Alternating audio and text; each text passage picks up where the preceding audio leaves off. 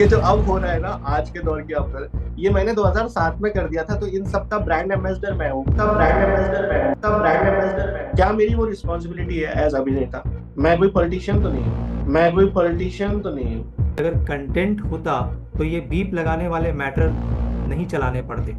पैसे कमाने वाले ही सिर्फ पैसे कमाते हैं, और पैसे कमाने वालों के जो खास दोस्त हो जाते हैं फिर वो पैसे कमाते हैं। ये तो कमरे में किया और किसी ने वीडियो बना के कर दिया on national television. That character used to abuse कि मुझे इस विधा के और इस फील्ड के अलावा और कुछ आता नहीं, बिना गाली के बात नहीं होती। आज के कॉलेजेस के बाहर जाके आप थोड़ी ना लड़कों का मुंह बंद कर देंगे। डर उसी चीज से लगता है जिसके बारे में आपको पता नहीं होता। Hello viewers, our guest today is a talented Indian actor known for his comedy and acting skills. He has worked in popular TV shows like FIR, May I Come In Madam, and Bhabhi Ji Ghar Par Hain. With many years in the industry, he has made people laugh with his unique style. His fun and lively characters have won the hearts of audiences. तो बिना देरी किए let's welcome Sandeep Anand ji. Sir नमस्ते, कैसे हैं आप? ए जी, चाय पीजिए। ना जी, ऐसे नहीं पीऊंगा चाय। मेरी गोदी में बैठ के अपने हाथ से मुझे चाय पिलाओ। लोग देख रहे हैं। लोग बेबी, अभी खड़ी खड़ी तो बहुत हल्की दिख रही थी, बैठते बहुत भारी हो गई हो। क्या खा के बैठी हो? मैं अच्छा हूँ, आप कैसे हैं? नमस्ते। बस बहुत बढ़िया सर। सबसे पहले तो मैं थैंक यू बोलूंगा कि आफ्टर ऑल हमारी मेहनत रंग लाई, आपका टाइम मिल पाया आपके अरे व्यस्त शेड्यूल में से। मैं बड़ा मतलब मैं माफी चाहता हूँ आपसे कि मैं दो चीजें हैं। एक तो मुझे लगता है ये जो पॉडकास्ट का दौर चल रहा हम्म। है ना, तो मुझे नहीं लगता कि मैंने अपनी जिंदगी में अभी फिलहाल इतना कुछ अर्जित कर लिया है कि मैं बहुत इस तरह से अपने कुछ बातें बोलूं जिससे किसी को कुछ फायदा हो जाए। तो अभी मैं अपना काम कर लूं फिलहाल जिस एज में हूँ, थोड़ा बायोडेटा बना लूं, और तो मैं मुझे लगता है वो ज्यादा बेहतर है। इसलिए मैं थोड़ा पीछे रहना पसंद करता हूँ, बट बीच में कुछ चीजें की वजह से मुझे आकर के बोलना पड़ा। हमने लोगों को बताया सोशल मीडिया प्लेटफॉर्म्स के माध्यम से कि आप आने वाले हैं, तो सबसे ज़्यादा जो क्रेजी मैंने देखा फैंस में वो यंगस्टर्स थे, जो टीनेजर्स हैं, और वो सारे के सारे आपके कॉमेडी के फैन हैं। और हमने अक्सर देखा है कि लोग कहते हैं कि कॉमेडी तो बड़ा इजी है, इट लुक्स इजी, लेकिन लोग कहते हैं कि ये है बहुत डिफिकल्ट। तो इस डिफिकल्ट जॉनर को सबसे पहले आप ही बताइए कि इजी कैसे बनाते हैं, क्योंकि लाइफ में तो एज एन इंडिविजुअल बहुत सारे प्रॉब्लम्स होते हैं। तो इसको आप कैसे इजी बनाते हैं, जो लोगों के दिलों में, खासकर जो यंग इंडिया है उसके दिलों में आप घर बना करके बैठे हुए हैं, उसका राज क्या है? रिलेटेबल जितना, देखिए, राज कुछ ऐसा खास नहीं है, लेकिन हाँ मैं ये कहना चाहूंगा जो हम बचपन से सुनते आए हैं, और आज वाले बच्चे भी सुन रहे हैं और कल वाले भी सुनेंगे, है ना, कि किताबी ज्ञान और रियल असल अनुभव में बहुत फर्क होता है। तो मेरी लाइफ कुछ ऐसी रही, जिंदगी के पड़ाव ऐसे रहे, ऐसी जर्नी रही कि बहुत सी चीजें उस दौरान आती गई और ऐसे सिलसिलेवार चीजें हुई। मतलब ये बस यूं होता चला गया।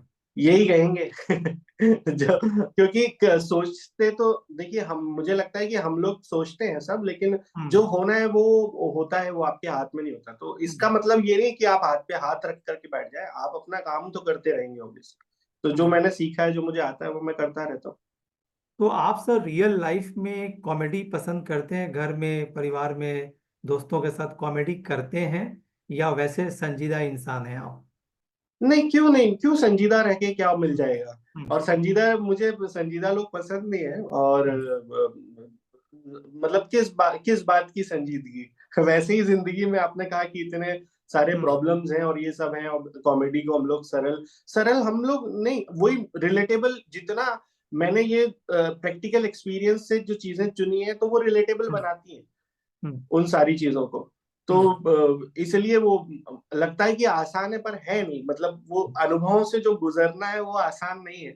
मतलब अच्छा। जैसे चैपलिन ने एक लाइन कही है इस बारे में कि life is a tragedy if you look at it like from the far, and see from the far it's a comedy, and if you look at it from the closer it's a tragedy. So वो चीजें हैं कि अनुभव ठीक है हुए, लेकिन वही चीजें, लोग हंसते हैं, कोई गिर जाता है लोग हंसते हैं। एक बात बताइए कि जब आप अपने रोल्स को देखते हैं, खास करके कॉमेडी, एज एन एक्टर, तो आपका तो विश ये होगा कि आप हर तरीके के रोल करें, लेकिन आपके ऊपर कहीं ना कहीं एक स्टैंप लग चुका है कॉमेडी रोल्स को लेकर के। तो आप जब अपने रोल्स को देखते हैं तो आप उसे कैसे कंसीडर करते हैं? देखिए, मैंने तो बहुत कोशिश की, जब कोई ऐसे, अब जब जब फर्स्ट पता चला, अनुभव नहीं था। थिएटर में तो कई तरह के रोल करे हैं, मतलब उर्दू में करे, कई भाषाओं में करे, सीरियस करे, अलग अलग किरदार करे, माइथोलॉजिकल करे। फिर यहाँ आने के बाद में पहला ही काम जो मिला, जो पहला शो था, वो actual out and out comedy नहीं कहूंगा मैं, but it was a comedy show. सुन यार चिलमार बिंदास पे एक शो था। तो उसके जो डायरेक्टर थे राजीव मेहरा सर थे, बहुत सीनियर हैं, ईगल फिल्म्स उनका है, उन्होंने ऑफिस ऑफिस, जबान संभाल के जैसे शोज बनाए हैं और फिल्में बनाई हैं, राम जाने, चमत्कार। तो उन्होंने मुझे शो के बाद कहा कि तुम अच्छा काम करते हो, और 200 एपिसोड उस शो के हमने किए थे। तो उन्होंने कहा कि थोड़ा मतलब देखना, वो तुमने कॉमेडी किया अच्छा, तो अभी तुम्हें कॉमेडी के लिए ही बुलाएंगे लोग, तो थोड़ा सुन। तो मैंने सोचा कि काम तो करना है, तो अब कॉमेडी के लिए बुलाएंगे तो ठीक है, काम तो मिल रहा है। तो उसमें मैंने ये कोशिश करी कि मैं कुछ पहले तो मैंने उस शो के बाद में एक साल फिल्म के लिए मेहनत करी कि चलो टीवी से बड़ा प्लेटफॉर्म, मैं उस नजरिए से देखता हूँ। तो बड़ा इन द सेंस ज्यादा लार्जर ऑडियंस तक पहुंचना मेरा एम है। अब मैं रील के माध्यम से भी पहुंच जाऊं अगर मेरे किसी शो के, तो मतलब एक्टिंग करते हुए, कुछ फसाद करके रील बना के पॉपुलर होना नहीं, तो मतलब ज्यादा लोगों तक पहुंचना अपने काम के जरिए। तो उसके लिए पहले थिएटर था, थिएटर के बाद में टेलीविजन, टेलीविजन के बाद में मैंने सोचा कि मुझे और बड़ा मीडियम फिल्म होता है एक एक्टर का, तो मैंने एक फिल्म की भी उस टाइम पर, एडमिशंस ओपन नाम से एक फिल्म आई थी, लेकिन वो नहीं वर्क हुई अनफॉर्चुनेटली। और उसके बाद में फिर मुझे टीवी ही करना था, तो मैंने सोचा कि मैं थोड़ी सी डिफरेंट टाइप की कॉमेडीज करता हूँ। फिर अगर कॉमेडी ही करना है तो उसमें ऑप्शंस तो होंगे, अगर ऑफर आएंगे तो डिफरेंट डिफरेंट होंगी। तो जैसे कि FIR शो, तो खैर मैंने खुद अपने उसमें अलग अलग कैरेक्टर्स मुझे करने थे बिगिनिंग में, एक साल तक जो मेरा पहला था। तो वो एक वर्सटैलिटी का मेरा जो था इनर थिएटर का कोर, डिफरेंट कैरेक्टर्स को कर पाने का, वो उसमें अच्छे से निकल पाया। और फिर उसके बाद में मैंने एक माइथोलॉजिकल कॉमेडी की, बेताल और सिंहासन बत्तीसी, ताकि मुझे कॉमेडी में भी डिफरेंट डिफरेंट काम करने का मौका मिले। यही नहीं कि रिपीटेशन में एक स्लैपस्टिक कॉमेडी की तो वही हो रही है। तो शुरू के 2 शो आप कहें स्लैपस्टिक कॉमेडी थे, मे आई कम इन, बेताल और सिंहासन बत्तीसी एक माइथोलॉजिकल कॉमेडी था, मे आई कम इन मैडम थोड़ा सा एक सटल रियल लाइफ के जोन की कॉमेडी। इनफैक्ट भाभी जी भी एक रूरल वर्ल्ड की सटल लाइफ की ह्यूमर है। तो ऐसे शोज तो मैंने डिफरेंट डिफरेंट, मुझे, और मैं ब्लेस्ड भी बोलूंगा, लकी भी बोलूंगा कि मुझे इस तरह की अपॉर्चुनिटीज मिली काम करने को, तो मैं करता रहा लगातार। आपको अगर कहा जाए तो हेल्दी कॉमेडी के ब्रांड एम्बेसडर भी आपको कहा जाना चाहिए, खास करके इस दौर में।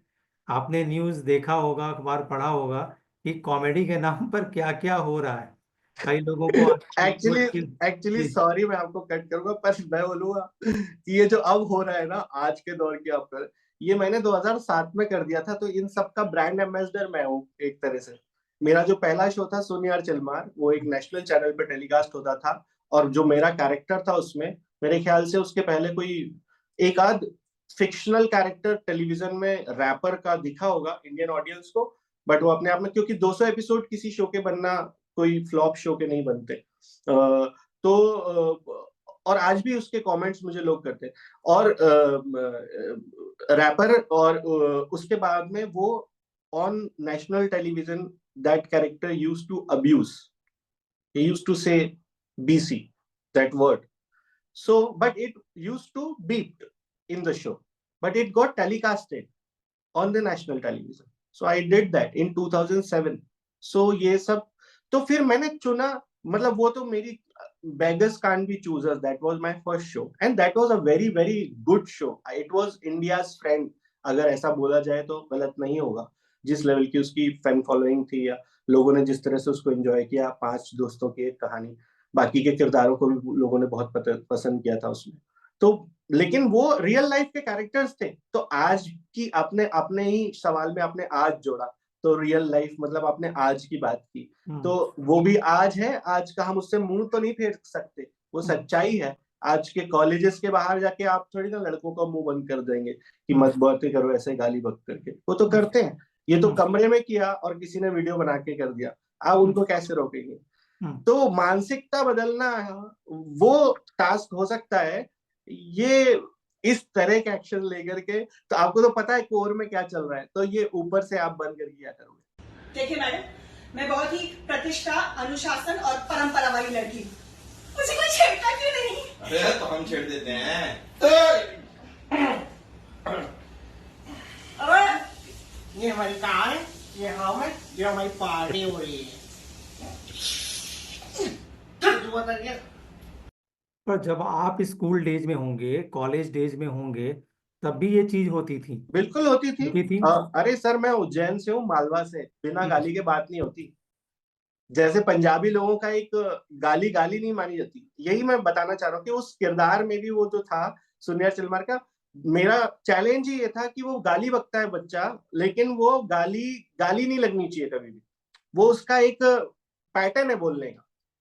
तो कैरेक्टर्स होते हैं, तो अभी तो हम अडॉप्ट करते हैं, कहते हैं ना सिनेमा समाज का रिफ्लेक्शन।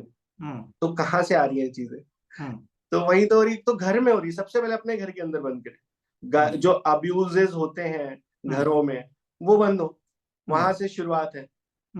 तो ठीक है, मैं भी इसके पक्षधर नहीं हूं, मैं नहीं कहूंगा कि आप इस तरह से, और उन्होंने मेरे ख्याल से किया भी नहीं, वो पेड शो था उनका जिसमें टिकट लेकर के आपको जाना है आपकी मर्जी से। बिल्कुल। आपकी ना मर्जी, आप ना जाए, आप ऐसी चीजें। तो जो लोग कुछ नहीं पसंद करते थे वो टिकट लेके चले गए। नहीं, आपकी बात बिल्कुल सही है, लेकिन आपके ही फ्रेटर्निटी के कई लोग कहते हैं, जो नोटेबल राइटर्स हैं, मैं उनका नाम नहीं लेना चाहता, वो कहते हैं कि अगर कंटेंट होता तो ये बीप लगाने वाले मैटर नहीं चलाने पड़ते, कंटेंट की कमी है।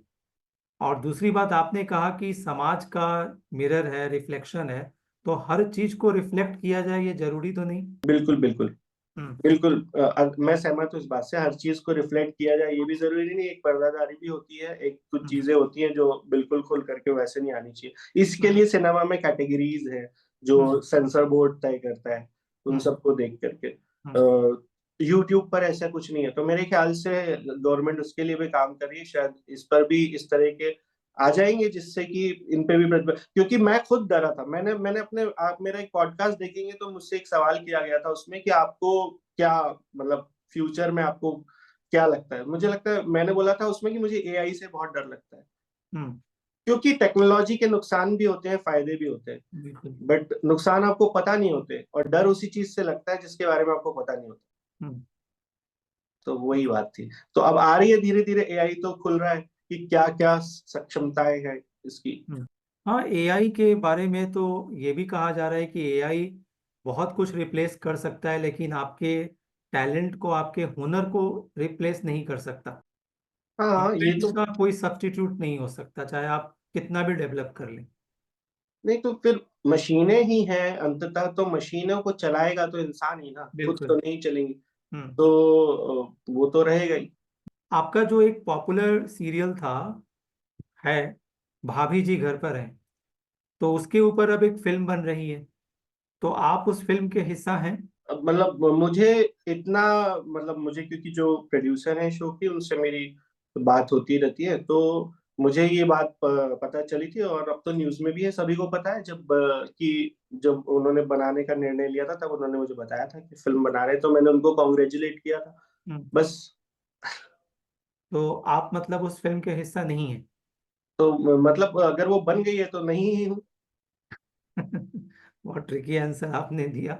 अभी तो जैसे हमें पता है कि वो लास्ट स्टेज में है शूटिंग के, अच्छा, और बाकी तो नहीं, एग्जैक्ट। तो उसकी शूटिंग को लेकर के फिल्म का मुझसे तो किसी तरह का कोई संपर्क नहीं हुआ, तो मैं नहीं होऊंगा उस कहानी में जो फिल्म के उसमें उन्होंने बनाई होगी। तो वो तो राइटर डायरेक्टर्स का निर्णय है, उसमें कोई क्या करेगा। तो वो जो कहानी में अगर वो किरदार ही, मैं कोई मुख्य किरदार थोड़ी ना हूँ उस शो का, तो उसमें रोहिताश भाई हैं, आसिफ भाई हैं और बाकी सारे लोग हैं, तो वो उसके मुख्य किरदार है, क्योंकि उनका शो है, उनके ऊपर पर फील तो होता होगा कि आप उस एक मैंने हिस्टोरिकल 2 एपिसोड्स किए हैं भाभी जी घर पे के, लेकिन अब इतना पसंद प्यार किया है लोगों ने मुझे, लोगों ने किया। तो वो है, लेकिन मुझे उसके लिए नहीं बुलाया गया उसके बाद। और दूसरा ये भी था कि मैं मेरा जो जिस वक्त ये चीजें हो रही थी, मैं कुछ अपने लाइफ के फेजेस में था, तो भी मैं कंटिन्यू नहीं कर पाया। और फिर वो कहानी होती है, फिर वो एक मेरी वजह, एक आदमी की वजह से नहीं, तो इसमें 150-200 लोग काम करते हैं, एक शो बनता है, तो एक की वजह से तो चीजें नहीं बदल सकती। तो वो चल रहा है, तो अब मुझे अगर बुलाया जाएगा तो बात की जाएगी, मुझे तो नहीं उसके लिए फिलहाल दूसरे काम है। आपकी वैसे हॉबी क्या है अदर देन एक्टिंग? मैं म्यूजिक सुनना पसंद करता हूँ, ट्रैवलिंग मुझे बहुत पसंद है, मैं बहुत ट्रैवल करना पसंद करता हूँ, और फिल्में देखना, किताबें पढ़ना, और स्पोर्ट्स का भी मुझे शौक है, तो मैं कुछ मतलब स्पोर्ट्स में भी मतलब खेलना पसंद करता हूँ, क्रिकेट फुटबॉल वगैरह मेरे। ये बात मैंने इसलिए पूछा, दो कारण है। जी। जो फैंस होते हैं, कॉमन मैन होते हैं, जो हमारी तरह के कॉमन मैन हैं, उन लोगों की एक आदत होती है कि फिल्म इंडस्ट्री से जो जुड़े लोग हैं, खासकर जो स्क्रीन पर आते हैं, उनकी हर छोटी छोटी बातों का डिटेल जानना, गॉसिप भी करते हैं। और दूसरी बात कि अक्सर हमने देखा है कि जो एक्टर्स होते हैं, वो उनकी हॉबी होती है मिमिक्री भी करना। दूसरे जो आर्टिस्ट्स होते हैं, आप बुक से जुड़े हुए हैं, बुक्स पढ़ना आपको अच्छा लगता है, स्क्रिप्ट राइटर भी बन जाते हैं। तो ऐसा कोई इरादा है आपका कमिंग डेज में? नहीं, मैंने किया बीच में, जब 2017 में जब मे आई कम इन मैडम शो का पहला सीजन मैंने खत्म किया था, उसके बाद मैंने कुछ शॉर्ट फिल्म्स बनाई। एक 2019 में मैंने शॉर्ट फिल्म बनाई, मेथड एक्टिंग का भूत। तो उससे मुझे, उसके पहले तक मैं कहूंगा मैं सिर्फ एज अभिनेता ही, थिएटर का मुझे बैक स्टेज पता था, क्योंकि थिएटर में जब हम जुड़ते हैं तो फिर पूरा सारा काम करते हैं। यहाँ पर एक्टिंग से के बाद आपको घर भेज दिया जाता है, आपको पता नहीं होता कि कैमरा कहाँ जा रहा है और कैमरा चलाने वाला कहाँ जा रहा है।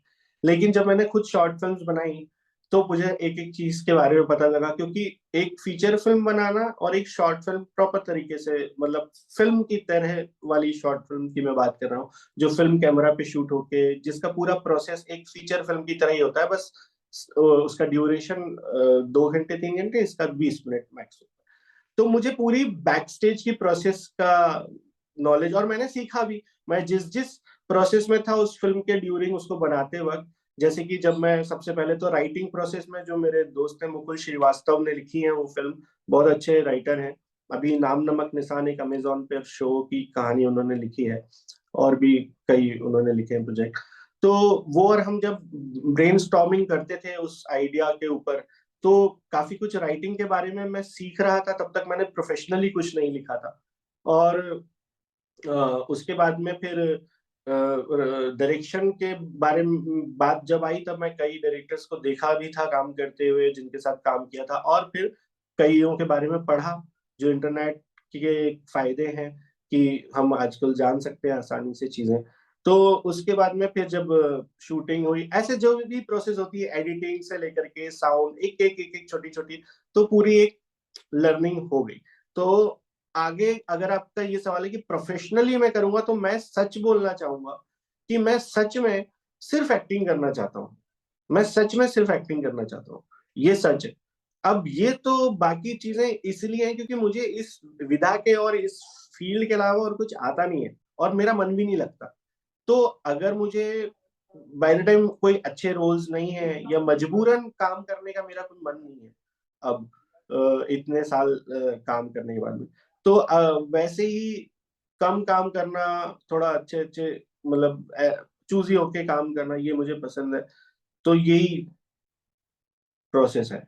तो कभी नहीं मिल रहा है अगर एक्टिंग का काम, या वैसे रोल ही नहीं आ रहे हैं कि कुछ, तो इस वजह से मैंने ये सब किया ड्यूरिंग मेथड एक्टिंग का भूत 2019 में। फिर एक मैंने निशान नाम से फिल्म बनाई, शॉर्ट फिल्म 2021 में, उसको भी काफी अवार्ड्स मिले, पहली को भी मिले।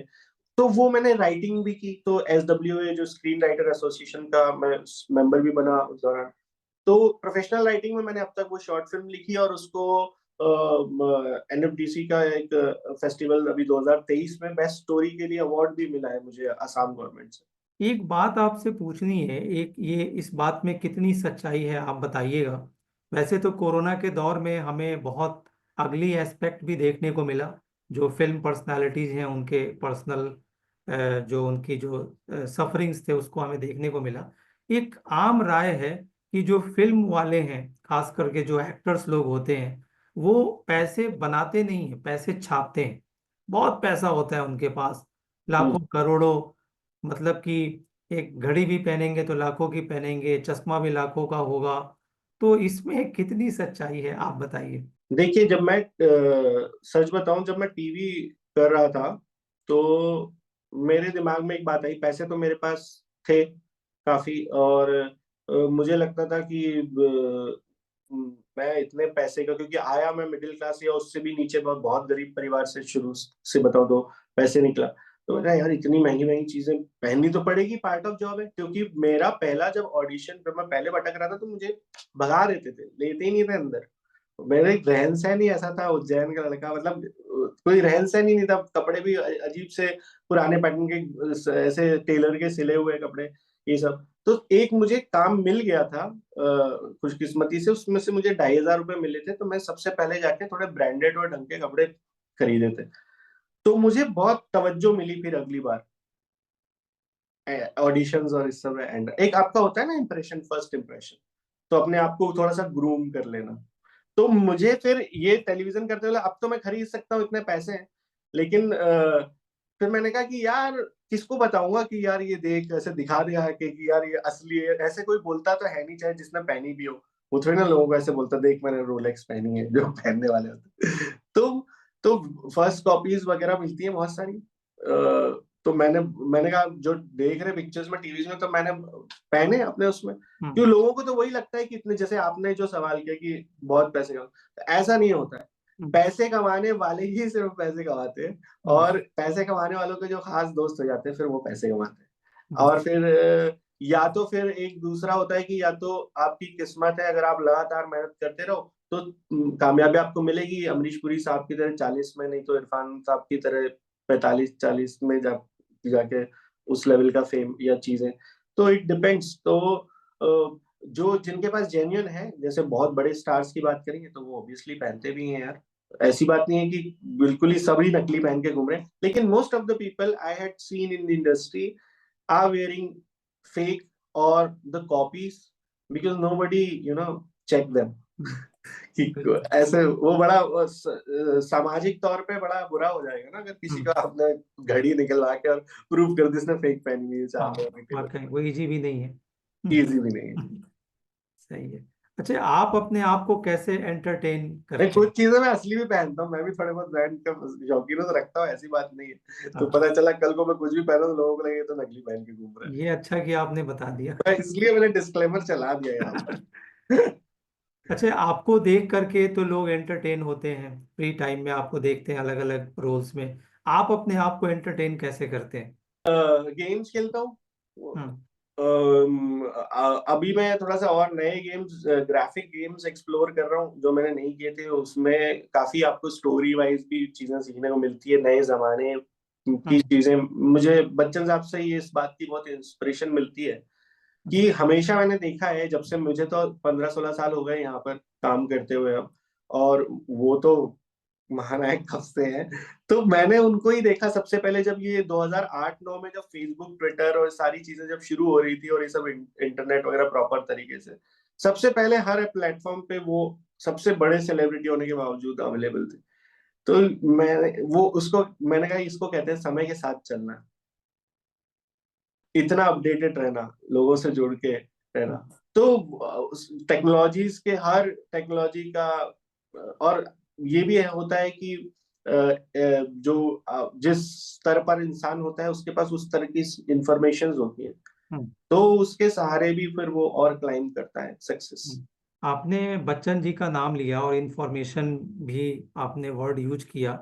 ऐसे बहुत सारे पीसेज ऑफ इंफॉर्मेशन है, उनमें से एक ये भी बताना चाहूँगा ऑन बिहाफ ऑफ फैंस कि उन्होंने ऐसे बहुत सारे एड्स भी किए हैं।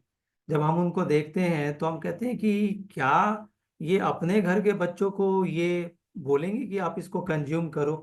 तो आप उनसे इंस्पायर्ड हैं, तो क्या फ्यूचर में इस तरीके के एड्स भी आप करेंगे? मैं सच कहूँ Misleading आपको, ads, मैं ये misleading। आपने बहुत अच्छा सवाल किया सर, और मेरी राय पता नहीं धुंधली हो रही है इस बारे में अभी अभी कुछ चीजों की वजह से। मैं बताना चाहूंगा क्यों। मैं बड़ा ही, मेरे पास मेरे अपने मैसेजेस हैं, और मेरे जो भी जिन लोगों ने मुझे मैनेज किया, मैनेजर्स, वो जानते हैं, क्योंकि मेरे स्ट्रिक्टली लाइंस हमेशा रही हैं। बड़े भले मेरा कितना मुफलिसी का दौर चल रहा हो, मेरे पास पैसे ना हो खाने के, स्ट्रगल करने के, जो भी हालात हो, मुझे अच्छे खासे पैसे ऑफर हुए हैं इन चीजों के विज्ञापन करने के, जो मतलब अभी तो बेटिंग एप्स और ये सारी चीजें जो हैं, या लेकिन सर मैंने नहीं किए अभी तक, तो नहीं किए। लेकिन मैं वही कह रहा हूँ कि अभी कुछ दिन पहले मैं इस बारे में विचार कर रहा था, क्योंकि मैंने कुछ ऐसे दिग्गज लोगों को भी देखा है अभी हाल ही में इन विज्ञापनों में, जिनको आप, अभी मैं क्या ही बोलूं, मैं नाम नहीं लूंगा, आप देख लीजिए, आपने देखे हैं जो मतलब बड़े लेवल पे काफी, तो और बहुत रिस्पेक्टफुल लेवल पे हैं। तो मैंने कहा इन्हें क्या जरूरत पड़ी। पर कई बार कई चीजें होती हैं, डिसीजंस आपको नहीं पता होते हैं, या फिर आप धारणा बना लेते हो, कुछ भी आप वो पर्सनल एक डिसीजन, जब तक अगले इंसान से डायरेक्टली ये सवाल ना किया जाए कि आपके करने की क्या वजह रही, तो मैं कैसे निर्णय ले लूं कि इसने ये चीज की तो ये आदमी खराब है। कई बार परिस्थितियां भी होती हैं, कई बार होती कोई वजह होती है, वजह पता ना होते हुए अपना जजमेंट करने वाला इंसान मैं नहीं हूं सर, क्योंकि मैं खुद भुगत भोगी हूँ इस चीज का कि मुझे बहुत लोगों ने जज किया है बिना चीजें जाने अपनी लाइफ में। तो मैं किसी को जज नहीं करता, बट मैं खुद अभी तक तो नहीं किए, लेकिन मैंने एक बात ये सोची कि मैं एज अभिनेता, कलाकार इस इंडस्ट्री में काम कर रहा हूँ, मेरे अच्छा टाइम भी आता है, मेरा बुरा टाइम भी आता है। तो जब मेरा अच्छा टाइम आता है तो भी मैं लोगों के लिए तो कर ही रहा हूँ, मतलब एक तरह से मेरा काम ही मैंने ऐसा चुना है जिसमें कहीं ना कहीं लोगों के लिए करने के लिए भी कुछ है, साथ भी साथ मैं भी थोड़ा कमा लेता हूँ। तो मतलब करने के लिए, मतलब देने के लिए, एंटरटेनमेंट जो है। तो तो मैं मुझे लगता है फिर जब मेरा बुरा टाइम होता है तब तो कोई मेरे घर पे नहीं आता है पूछने, या मुझे बताने, या दे मतलब मेरी हेल्प करने, या मेरे लिए। तो क्या मुझे इतना सोचना चाहिए? क्या मेरी वो रिस्पॉन्सिबिलिटी है एज अभिनेता? मैं कोई पॉलिटिशियन तो नहीं हूँ। तो अब मैं तो फिल्में भी करता हूँ जिसमें पहले डिस्क्लेमर आता है, या मैं जो शोज भी करता हूँ उसमें डिस्क्लेमर आता है कि ये एक काल्पनिक कहानी, काल्पनिक किरदार है। तो आप उसमें कहीं मेरी सारी बातें थोड़ी ना मान लेते हैं, बिल्कुल। या उसमें अगर मैं विलेन का किरदार कर रहा हूँ तो मैं विलेन ही थोड़ी ना हो गया। सही बात। तो अब तो मेरा ये पेशा है, मेरा चेहरा फेमस हो जाता है, मेरे चेहरे को देख करके आपका ब्रांड, आपका प्रोडक्ट अगर लोग खरीद रहे हैं, तो अब आपका ब्रांड किस चीज का, ये वाली जो है कि मैं ये चीज करने के, तो फिर कोर, ये सवाल कोर जगह पे होना चाहिए कि ये एग्जिस्टेंस में ही क्यों है ये चीजें। मैंने एक दो लाइन लिखी थी, जो लोग पीते हैं वो बदनाम क्यों है, जो लोग पीते हैं वो बदनाम क्यों है, वो चीज अगर खराब है तो फिर सरेआम क्यों है। बहुत खूब। वो सरेआम क्यों है, वाकई बहुत अच्छी बात कही आपने। तो ये ऐसे ही लिखा था। तो एक बात आपसे, सर हमारी नहीं है ना इतनी रिस्पॉन्सिबिलिटी, या तो अगर मैं उस लेवल का अभिनेता हूँ, ये सवाल आप अगर उन दिग्गजों से कर रहे होते हैं जो जिनके कहने से या जिनके हिसाब से चीजें हो जाती है, हमारा तो वो स्तर ही नहीं है अभी कि हम ऐसा कुछ कह पाए। तो वो जहां पे उन पे ये लाजिम होता है, उनसे ये सवाल। देखिए, ये तो पहली बात तो मैं कहूँगा ये आपका बड़प्पन है, ग्रेटनेस है कि आप कह रहे हैं कि हमारा कोई स्तर नहीं है। और दूसरी बात, क्योंकि आपको आज की डेट में आप एक नोटेबल पर्सनैलिटी हैं, हर घर में लोग आपको जानते हैं। और दूसरी बात कि जिनको आप दिग्गज कह रहे हैं, तो एक बड़ी प्रॉब्लम है कि जैसे ही हम दिग्गज होते हैं और जिनसे होते हैं, जिनके कारण होते हैं, उनसे दूर हो जाते हैं। सबसे बड़ी दिक्कत ये है। तो इसका आंसर आप समझ रहे होंगे। खैर, मैं आपसे ये जानना चाहूँगा कि आपने जैसे कि बताया कि आप बहुत नीचे से आए, ग्रास रूट से आए, तो वैसी परिस्थिति में आमतौर पर लोग चाहते हैं या सोचते हैं कि हम किसी एस्टैब्लिश्ड करियर की तरफ जाएं। कुछ सेट एग्जाम्पल्स हैं, लेकिन एक्टिंग भी अच्छा है, नो डाउट, और आपने प्रूव भी किया, आप आज की डेट में ब्रांड भी हैं। लेकिन कहीं ना कहीं खुद एक्टर्स ही कहते हैं कि ये वेल एस्टैब्लिश्ड नहीं कह सकते। कई बार खाली बैठे हैं, कई बार लगातार काम करे जा रहे हैं। तो आप एक्टिंग में क्यों आए? आपने कुछ और दूसरा नहीं सोचा?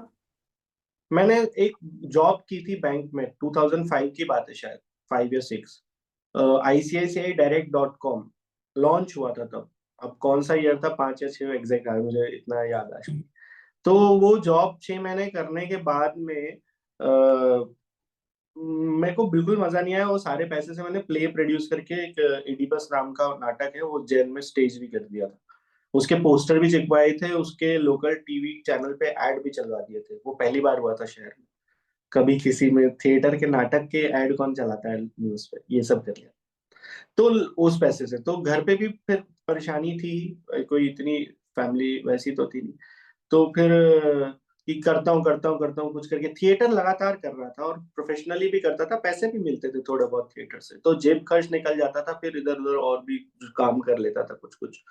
तो फिर दिल्ली जाने का मन बना लिया था कि NSD जाएंगे, लेकिन 2 बार गया, अटेम्प्ट किया, नहीं हुआ सिलेक्शन। लेकिन बाकी सारे जो टीचर्स वहाँ के थे पढ़ाने वाले, उन सभी के साथ मैंने काम किया है। इनफैक्ट जो टीचर्स बहुत सीनियर्स, नसीर साहब वगैरह को, ओमपुरी साहब वगैरह को पढ़ाते थे, उनके साथ MS सुब्बाराव जी वगैरह जो प्रोफेसर थे NSD के, बहुत पुरानी फैकल्टी की मैं बात कर रहा हूँ, वो उनके साथ मैंने वर्कशॉप्स की हैं। तो मैं बहुत लकी रहा हूँ इस मामले में कि मैंने उन सबके साथ काम किया। जितने NSD के सूर्यमन कुलशेष जी वहाँ के जूरी में होते थे, उनके साथ मैंने काम किया। बहुत सारे लोगों के साथ काम किया। उज्जैन से ही काफी नेशनल स्कूल ऑफ ड्रामा से पास आउट है। तो 2 बार नहीं हुआ था, तीसरी बार जाना था, और उस दौरान मुंबई में था 1-2 महीने के लिए ही। डर तो लगा था, पूरा डिसाइड करके आया था 3-4 महीने की व्यवस्था करके, उतने पैसे वगैरह करके, कि 1 महीने आश्रम में रहा था मुंबई में। गोविंद धाम आश्रम है एक खार में मुंबई में। तो उज्जैन में एक आश्रम है, श्री अलग धाम, अलग मेहर धाम अब है उसका नाम। तो वहां से लेटर जो मेरे गुरुजी थे उन्होंने लिख करके दिया था। तो 1 महीने वहां रहा था खार में आश्रम में, और उसके बाद में फिर 2-3 महीने की व्यवस्था थी। तो उस दौरान ही मुझे काम मिल गया था। तो काम मिल गया था तो फिर पैसे तो आ ही जाते हैं। शुरू में जब काम मिला था पहले ही शो में, तो बिल्कुल पैसे खत्म हो गए थे, तो घर से भी कोई हेल्प थी नहीं। तो मैं रहता था मुंबई में गोरेगांव में, राम मंदिर करके एक जगह है वहां, और मेरी शूटिंग होती थी, संक्रमण स्टूडियो है गोरेगांव ईस्ट में। तो मैं पैदल जाता था घर से सुबह 9 बजे की शिफ्ट में। तो कई बार 9:30-10 बजे पहुंचता था सेट पे, क्योंकि पैसे बिल्कुल खत्म हो गए थे। अब मुझे लगा कि चेक आ जाएगा, तो जैसे ही आएगा उसमें से दे दूंगा। मतलब फिर ऑटो ऑटो करके जाने लगे। तो तब तो बजट उतना था ही नहीं। तो मेन लीड शूटिंग कर रहा था मैं सीरियल में, बिंदास चल का शो था। शाहरुख खान साहब ने लॉन्च किया था उसको MMRDA ग्राउंड में, एक बिंदास इंडिया कॉन्सर्ट हुआ था, उस शो में हमारी लॉन्चिंग हुई थी। तो अब एक दिन डांटा मुझे प्रोडक्शन मैनेजर ने कि क्या रोज लेट आते हो 9-9:30। तो मैं रोने लगा। मैंने कहा मेरे पास बिल्कुल पैसे नहीं है, तो ये ऑटो के भी, तो मैं पैदल आता हूँ इसलिए थोड़ा हो जाता हूँ लेट। तो उन्होंने फिर मुझे 5,000 रुपये दिए और एडवांस मेरी पेमेंट में से, और फिर बाकी का पेमेंट दे दिया। तो फिर वो चीजें हो गई थी। पर मैं अपना दुख बताना भी, मुझे मतलब मैं ऐसा हूँ शुरू से, मेरा ऐसा नेचर है। ये तो बहुत एक बात हो गई, ऐसी कई बातें मेरी जिंदगी में हुई है। बहुत खूब सर, ये आपकी बड़ी सिंप्लिसिटी है कि आप बता रहे हैं इतना खुल करके कि आपके पास पैसे नहीं थे। अदरवाइज आज अरे उनको बताया था मैंने, और उन्होंने मुझे दिए भी थे, तो ये बात उनको भी पता है। तो एडवांस जब उन्होंने थे। तो व्यूवर्स, आप देख रहे थे, सुन रहे थे मशहूर एक्टर संदीप आनंद जी को। आपको यह एपिसोड कैसा लगा, और फ्यूचर में आप संदीप आनंद जी को किस तरीके के रोल्स में आप देखना चाहते हैं, आप कमेंट करके बताइए। और द हिलेरी टाइम्स चैनल पर आप और किन एक्टर्स का इंटरव्यू देखना चाहते हैं वो भी आप कमेंट करके आप हमें बताना। और साथ ही आपसे उम्मीद है कि आप अपने जो आपके लव्ड वंस हैं, आप उनके साथ यह interview, not only this one मगर दूसरे इंटरव्यूज भी आप जरूर शेयर करेंगे। मैं हूं आप सभी का दोस्त कॉमन मैन आशीष कुमार। मुझे दीजिए इजाजत। जय हिंद।